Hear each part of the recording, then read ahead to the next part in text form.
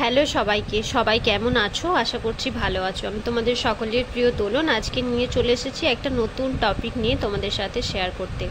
অনেকেই বলো যে দোলন, তুমি যে এত মেকআপ করো তোমার স্কিনের প্রবলেম হয় না, তুমি যে মেকআপ করো তোমার স্কিনে র্যাশ বেরোয় না, তুমি যে মেকআপ করো তোমার স্কিনে এই হয় না সেই হয় না। এই জিনিসগুলো শুনতে শুনতে আমি ফ্রেড আপ। সেই জন্যই আজকের এই ভিডিও বা আজকের এই ছোট মিনি ব্লগ। কারণ আমি তোমাদের সাথে এটাই শেয়ার করতে চাই, আমার স্কিনটা স্কিনই, আলাদা কিছু না। আমাদের স্কিনটাতে কোনো এক্সট্রা করে কিছু নেই। বা আমার তোমাদের যেমন কেটে গেলে ব্লাড বেরোয়, আমারও কেটে গেলে ব্লাড আসে, সেরকমই মানে মেকআপ করলে কেন হবে আমার স্কিনে কোনো কিছু? কারণ মেকআপ করার আগে প্রথমে ক্লিন করে নেওয়া হয় ফেসটা, তারপরে ময়শ্চারাইজ করা হয়, সিরাম ইউজ করা হয়, তারপরে প্রাইমার ইউজ করা হয়, দেন মেকআপ চাপে। তো আমার স্কিন কেন খারাপ হবে? আমার স্কিনটা বরঞ্চ আগের থেকে অনেকটা বেটার হয়েছে।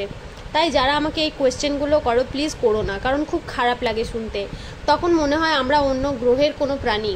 এত খারাপ লাগে, আমি কারোর সাথে শেয়ার করে উঠতে পারি না, আর মুখের ওপর আমি কিছু উত্তর দিতেও পারি না যে কে কীভাবে নিয়ে নেবে।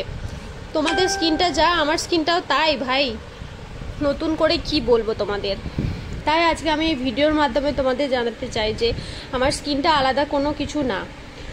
তো একটা রিভিউ দেওয়ার ছিল, তোমরা যারা ফেসিয়াল হেয়ার রিমুভ করো, এই যে কিটটা আমি ভিডিওর প্রথমে দেখিয়েছি, তোমরা ওই কিটটা আনিয়ে নিতে পারো। ওটা খুব ভালো এবং খুব কম দাম, তোমরা পারচেস করতে পারো। তো তারপর অবশ্যই তোমরা যখন ফেসিয়াল হেয়ার রিমুভ করবে অবশ্যই একটা ময়শ্চারাইজার ইউজ করবে। কিন্তু আমি এখানে ময়শ্চারাইজার ইউজ করিনি, যেহেতু আমার ফেসটা ক্লিন করার ছিল, অনেক দিন ধরে স্ক্রাব করা হয়নি। সেই পুরো প্রসেসটা আমি এই ভিডিওর মাধ্যমে তোমাদের দেখিয়েছি। তো ভিডিওটা আশা করছি ভালো লাগবে, আর ভালো লাগলে একটা লাইক, একটা শেয়ার করে দিও। আর এই সব কোয়েশ্চেন প্লিজ আমাকে করো না, আমার শুনতে খুব খারাপ লাগে। ভালো থেকো সব।